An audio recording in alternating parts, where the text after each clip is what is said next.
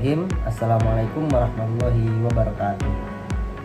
Sebelumnya perkenalkan, nama saya Muhammad Naufal Hanif, NIM 23081194039 dari program studi Ekonomi Islam kelas Ekonomi Islam 2023A. Di sini saya akan membuat video untuk tugas ujian tengah semester mata kuliah tafsir dan hadis, yaitu membuat video kreatif. Di sini saya akan mengambil contoh tafsir dan hadis tentang konsumsi. Di sini saya akan sedikit menjelaskan tentang konsumsi dalam Islam. Pengertian konsumsi dalam Islam ialah konsumsi dalam Islam adalah aktivitas menggunakan ataupun memanfaatkan nikmat dari Allah Subhanahu wa taala, berupa makanan, minuman, serta harta. Adapun kita memanfaatkan makanan, minuman, dan harta tersebut yaitu harus sesuai dengan syariat Islam, yaitu secara halal, thayyib, dan tidak berlebihan untuk menikmati itu semua.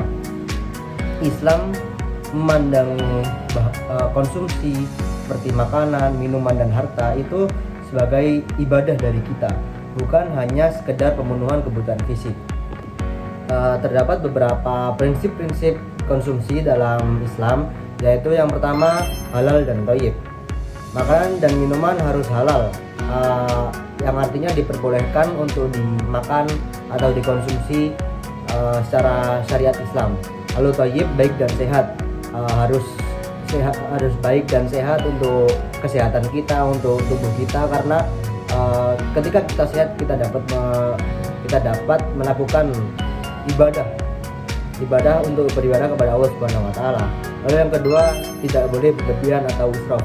Islam dilarang kita untuk mengkonsumsi hal-hal yang berlebihan, meskipun dari makanan, harta, minuman, dan lain sebagainya. Kita tidak boleh berlebihan. Kita harus mencerminkan rasa syukur yang besar terhadap makanan tersebut. Lalu yang ketiga, tidak mengkonsumsi yang haram. Segala bentuk konsumsi hasil haram seperti riba, curian, korupsi, atau makanan haram yang biasa disebut seperti yang bertaring, lalu ada babi, lalu ada khamar, dan hal-hal tersebut itu dilarang keras oleh Allah Subhanahu wa taala kita sebagai orang Islam untuk mengkonsumsinya. Lalu prinsip yang keempat yaitu menjaga keseimbangan.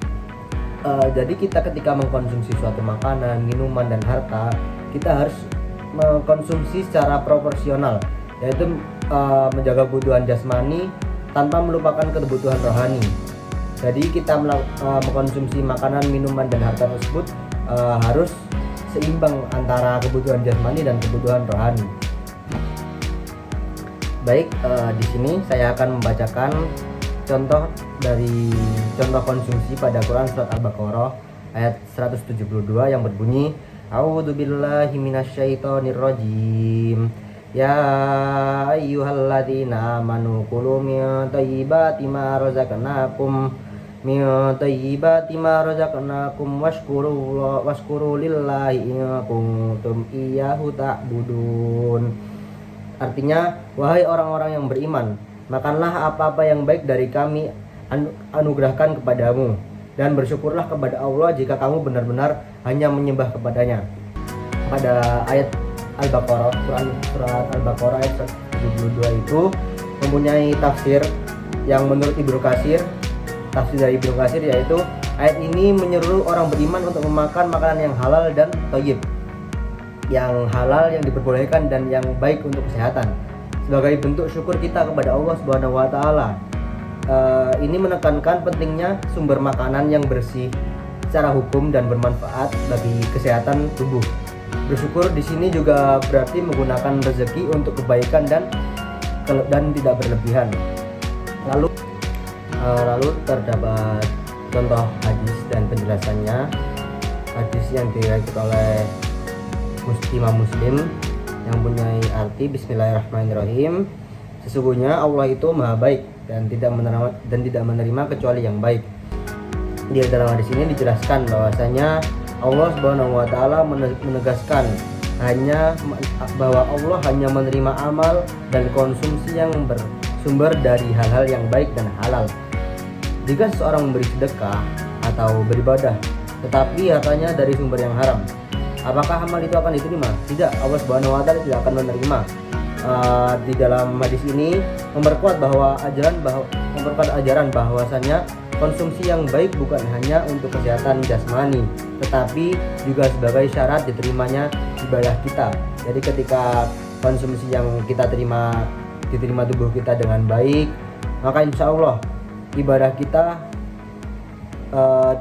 dapat terpenuhi karena kita telah mengkonsumsi hal-hal yang baik itu. Sekian, bila ada salah kata saya mohon maaf. Ihdinas siratal mustaqim. Wassalamualaikum warahmatullahi wabarakatuh.